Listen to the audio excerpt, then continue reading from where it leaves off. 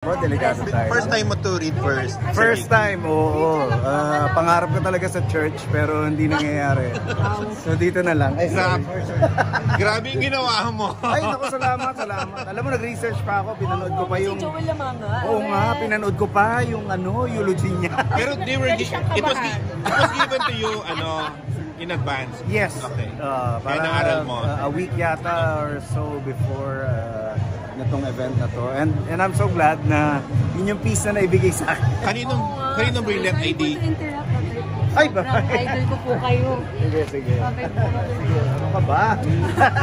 Kaninong brilliant idea na ikaw yung pagbasahin nun? Kay Ricky yata. Kay Sir Ricky. Kasi parang comedy in a way. Oo nung kanina nagkakwento kami. Perfect. Sabi niya parang iniisip niya raw para saan yun. Wala na raw siyang ibang inisip.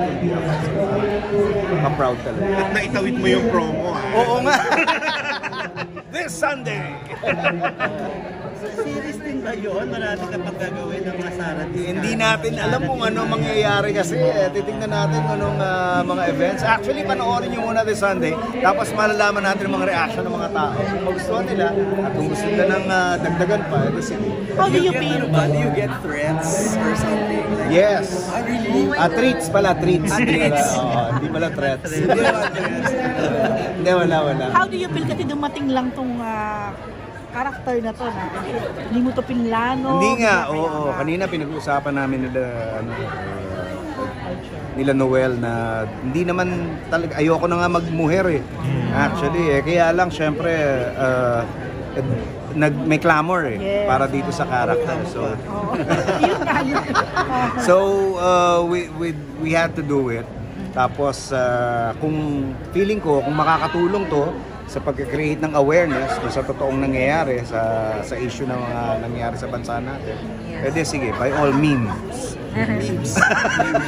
Toy, anong reaction mo na sabi ng lawyer? Hindi naman daw na-offend? Natuwa ako syempre. Nakahinga ako ng maluwag. Kasi syempre nung nag-spread yung rumors na hindi raw nagustuhan at baka grounds para magdemanda. Parang for me, we've been doing this for a long time. Na ginawa ko na nga si President GMA, President Era, President Duterte, na parang never naman nangyari to. Kaya confident ako na hindi naman gagawin. And true enough, parang mga fans, pangaraw sila bubble gang. So, parang looking forward pa sila. So ako, thank you sa inyo. Pero iba kasi ito ngayon, di ba? Kasi nga mainit yung mga tao at iba yung nararamdaman dyan sa impersonate mo na character. Oo nga. Pero knowing the show naman for yung 30 years na namin na track record namin, never naman talaga kaming nang offend, never kaming nang yurak ng pagkatao ng mga tao. Ako especially talagang nilalagyan ko ng limitations kung ano lang yung pwede at hindi pwede.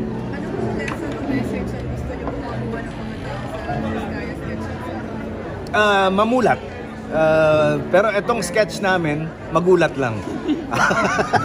Pero Bitoy, alam mo rin yung mga bashers din na sinasabi parang hindi raw ito laughing matter, hindi mo dapat ginawa agad. Oo. Magulat na sila, na-block na sila eh. Kasi sa atin din naman yung power, di ba? Papa-apekto ba tayo sa bashers? O hindi. Kaya marami naman sa kanila na wala lang talagang magawa. And wala namang naitutulong, wala namang naiaambag. So parang yan, payo ko rin sa lahat ng mga tao may mga bashers. Kung hindi nyo naman kilala itong mga to at wala naman naitutulong sa inyo, block nyo na lang. Pero so nabablock ka talaga? Dami ko ng binlock.